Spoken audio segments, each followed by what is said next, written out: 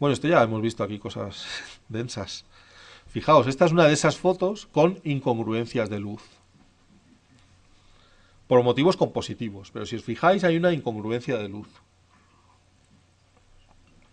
La sombra está en el mismo sitio donde incide la luz. Esto es una incongruencia. Si no existiera el Photoshop, todo el mundo de primeras lo hubiera visto. Me hubierais dicho, uy, esa foto le pasa algo raro. La sombra está en el mismo sitio donde le llega la luz a la encina. Esto no puede ser. Pero ya no estamos acostumbrados a la luz natural, es decir, ya la luz la alteramos, la manejamos de una manera anómala a veces, que hace que yo pues me entrene a todo y cuando vea algo no me resalten estas cosas. ¿Por qué se ha hecho esto aquí? Esto no se ha hecho con Photoshop, esto se ha hecho sobre el terreno. Por motivos compositivos. Si dejo la luz de la luna, que estaba dando desde la izquierda a la encina, que es la que crea la sombra, la luz de la luna, compositivamente solamente la parte de la encina que da hacia la izquierda hubiera quedado iluminada. Y mi vista tendería a salir de la imagen. Yo busco las luces, la percepción del ser humano es buscar los tonos más claros, donde hay luz. Si la luz te saca de la foto, pues compositivamente no está trabajando bien. Para vencer esa luz de la luna he tenido que ponerme en el lado opuesto, en el suelo, para no matar la sombra, y disparar 5 o 6 destellos de flash en modo manual para ir rellenando esa encina, para ir iluminando la encina de forma que incida hacia dentro de del encuadre. Que cuando tú la veas, tiendas a meterte hacia dentro del encuadre y a mirar al cielo y no te salgas enseguida de la escena. Bueno, pues hemos aplicado aquí la luz, la hemos modificado, la hemos alterado. La luz natural de la luna, pues la hemos convertido en una sombra, gracias al uso del flash. Y además hemos sabido respetar, pues para que en el suelo haya información, esa sombra que da la luna. Con esto lo que os vengo a decir es que está todo en vuestra mano. El fotógrafo que conoce la luz, el fotógrafo que conoce esas cualidades de la luz, tiene grandes posibilidades en su mano para teñirla de color, para cambiar su dirección, para cambiar su calidad, por lo menos para detectar qué hay de erróneo en la escena que quiere plasmar. Vamos a hablar de la dirección de la luz. Básicamente tengo estas 5 direcciones con matices, porque la luz cenital puede ser cenital ligeramente trasera, ligeramente adelantada, muy lateral, pero bueno, la puedo definir. Tengo cenital, es la luz que viene desde arriba. Bueno, ahora veremos una a una. Vamos a ver una a una. Pero para entender la dirección de la luz, debe entenderse siempre desde dónde está puesta la cámara. No dónde estoy yo, no dónde está el sujeto, no. La cámara ve esto, desde dónde viene la luz, desde aquí, desde la cámara. Esto es importante. Y esto siempre ha sido importante incluso a la hora de medir con un fotómetro de mano. Tú no puedes disparar el fotómetro de mano y tomar una medición orientada a la fuente de luz. No. El fotómetro de mano se orientaba hacia la cámara. Porque una luz muy lateral, si mides como si fuera frontal, te va a dar un valor. Y si mides hacia la cámara, te va a dar mucho menos, porque esa luz va a ser solo de perfilado. Entonces, igualmente, la dirección de la luz se entiende desde el punto de cámara. Entenderemos mucho del tono cuando empecemos a entender la dirección de la luz. Conseguiremos mayor o menor sensación de relieve, de tridimensionalidad en las fotos, cuando empecemos a entender la dirección de la luz. La máxima tridimensionalidad en una imagen, la máxima sensación de profundidad y de que aquello es como si fuera real, se consigue combinando la perspectiva y el tono. La perspectiva la veremos en composición, pero el tono lo estamos viendo ya. Entonces, entender el tono es entender la dimensión, entender la profundidad, entender el relieve. También lo entendemos muy bien cuando cogemos un cilindro opaco, y lo iluminamos. Si lo iluminamos de lado, el cilindro nos va a dar una sombra lateral. Voy a entender que no es un rectángulo. ¿Qué es lo que entendería si ilumino el cilindro con luz frontal? Con luz frontal yo hago una foto del cilindro y estoy viendo simplemente un rectángulo, porque no hay sombras, no entiendo que haya un volumen o un relieve. Esto es entender la tridimensionalidad de la foto. En cuanto la luz empieza a crear una sombra más o menos larga en el cilindro, claro, porque hay sombra aquí, porque esto sobresale. Así trabaja el cerebro. Entiendo que eso sobresale, que hay una tridimensionalidad ahí. Por último, hablar de luz natural y artificial. El escaso conocimiento de la luz empuja muchas veces al fotógrafo a trabajar solo con luz natural. Esto está bien, porque la luz natural es segura, es natural. No va a haber incongruencias y todo va a ser correcto. pero estoy limitado desde el punto de vista que si no es el día que yo quiero, como hago luz suave, cálida y nadir, no podré, no podré. Entonces, entender bien los accesorios que tengo para fotografiar, reflectores, flashes, nos va a ser muy útil para moldear esa luz a mi gusto. Aquí tenéis con una luz ambiente más o menos bonita para que las fotos no sean desastrosas, porque si no lo serían absolutamente. Es decir, hay una luz ambiente que matiza la luz secundaria. Pues veis el efecto de luz frontal, más lateral. En la frontal hay muy pocas sombras en esta semilla de amapola, en este fruto de amapola. Hay algunas, pero muy pocas. Las que hay las genera la luz ambiente que os decía. Porque si no, muchos habéis comprobado el efecto de la luz frontal. Es horrorosa. Una luz frontal dada sobre cualquier sujeto, cualquier objeto, destruye cualquier tipo de volumen, cualquier tipo de tono, cualquier tipo de sombra, lo destruye. Entonces, bueno, pues es un tipo de luz que tiene sus cualidades y tiene sus defectos, como todas las demás. En la lateral veis que hay más presencia de sombra en uno de los lados de la amapola. En la trasera hay más sombra delante, pero hay un perfilado del fruto. La cenital, la parte más iluminada, es la de arriba. Y la contracenital viene bastante más desde abajo. Entonces el tallo es el más verde, más clarito que se ve, es la contracenital, que además ha alcanzado más al fondo. Vamos a ver una a una y vamos a matizarlas bien con ejemplos. Como decíamos, la luz cenital es la que entendemos como más natural a nuestra vista. Asemeja al sol o al cielo nublado y procede desde arriba, viene desde arriba, más elevado que la cámara. No que el sujeto, que la cámara. En cuanto elevo el flash por encima de la cámara, ya empieza a ser cenital. Puede ser poco cenital o muy cenital. ¿Para qué utilizaré este tipo de luz cenital?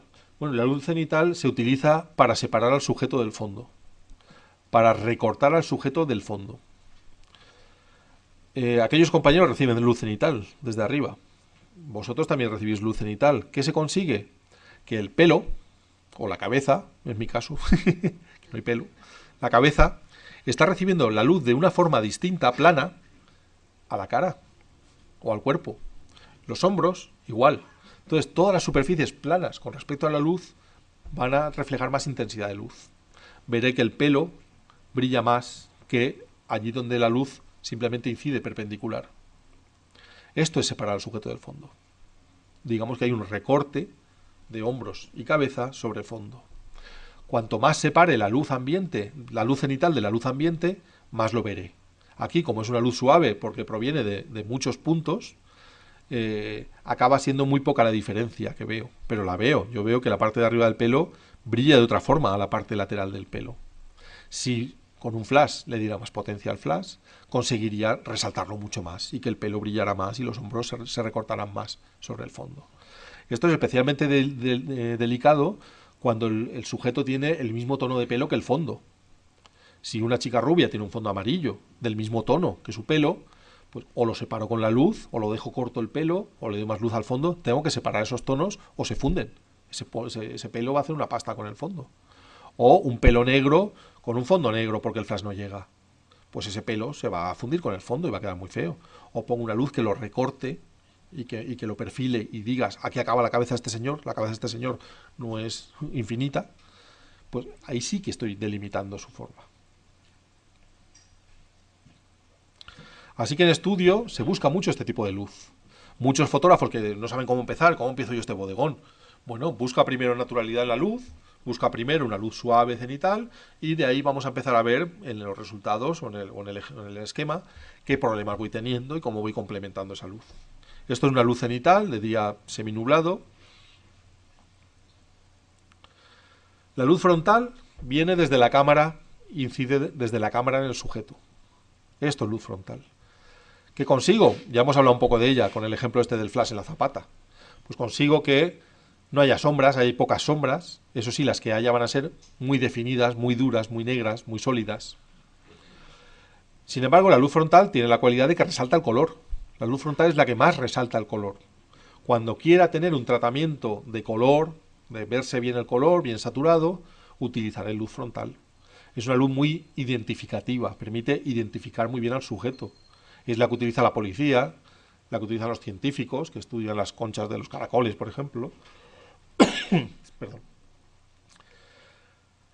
Es la que utilizaban los impresionistas, porque el impresionista basaba su profundidad en el color, en los distintos colores, no en las sombras.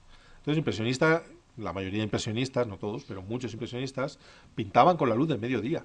A partir de las 11 de la mañana estaban allí puestos con el caballete y pintaban en esas horas de luz, cuando no había sombras, siempre con la luz a la espalda, para no percibir sombras, y tener el máximo resalte del color.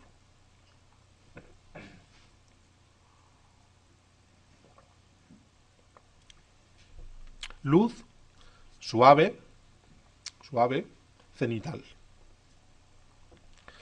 Refuerza el mensaje que yo quería transmitir. Esta foto estaba preparada, las hojitas no estaban así.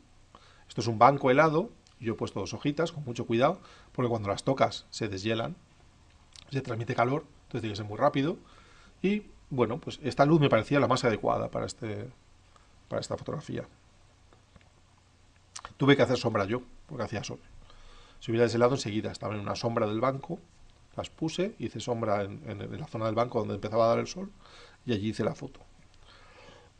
O sea que en pequeños escenarios, tened siempre en mente que podéis muy fácilmente alterar la calidad de la luz.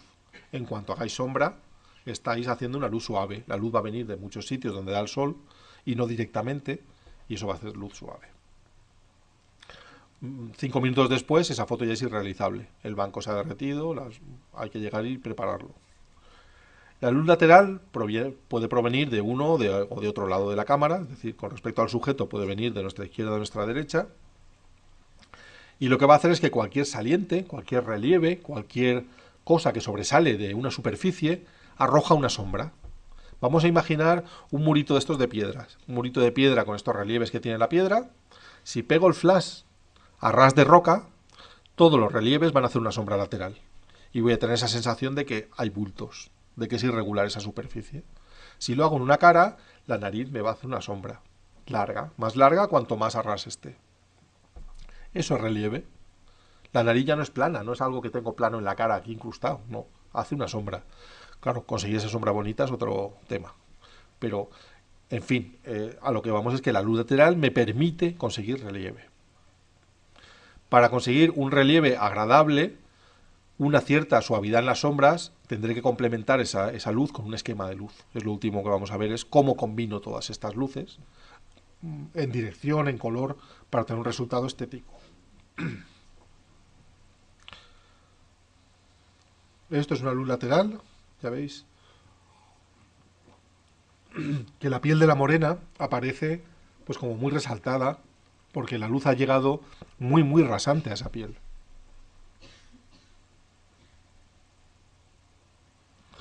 La luz trasera puede venir de abajo, de arriba y ser trasera, o lateral y ser trasera. En cuanto está por detrás del sujeto, ya es luz trasera.